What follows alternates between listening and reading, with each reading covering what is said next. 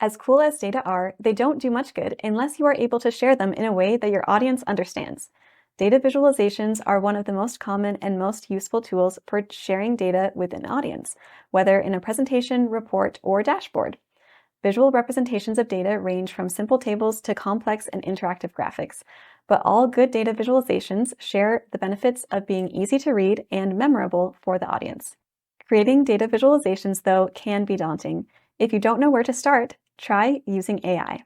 Before we jump into an example, remember that it's important to take responsibility for the information and data you are communicating. AI is just another tool to help you brainstorm and identify effective ways to visualize data. For example, I found data on the percent of Americans with retirement savings by age group from the Federal Reserve. I think this data will help me explain why my research is focused on retirement savings for Gen Z specifically. But how can I effectively communicate this? Let's ask Microsoft Copilot. First, I provide some context on my topic and purpose. I am writing a report on the costs and benefits of automatic enrollment in retirement plans for Gen Z. The audience of this report is companies and employers. Then I will describe the data I found.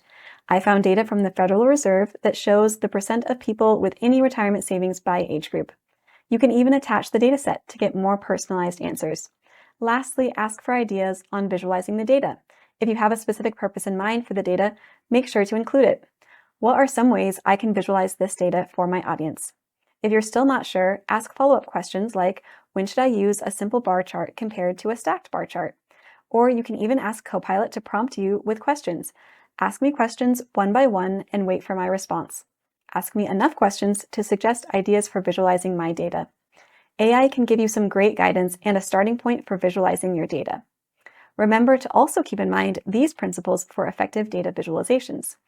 Data visualizations should tell a story on their own, be as simple as possible without losing context and accuracy, and use color strategically. We can see the impact of each of these principles starting from a default graph in Excel. The first chart that comes up when selecting the data and bar chart is missing any labels, so it can't tell a story on its own. I can change that by adding a talking title, Gen Z has the lowest rate of retirement savings, and axis labels. But now I see that I have a lot of unnecessary information and lines. I can simplify the graph by removing the grid lines and border.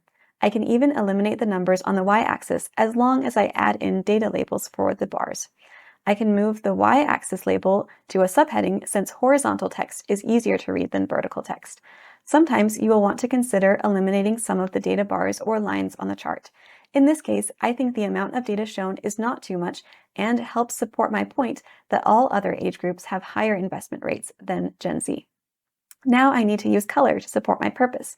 This might include aligning the graph with the color scheme of the rest of my report. It also means using color to highlight what I want my audience to notice. In this case, the bar that represents Gen Z. I'll also reverse the bar order to show declining rates of retirement savings. This final version of the graph is now aligned with my purpose and easy for my audience to read. It will ensure that my audience comes away with the main points I want them to understand. Try going through these steps of brainstorming chart types using AI and adding storytelling, simplification, and strategic color to a data visualization in Excel or your preferred software. Thanks for watching.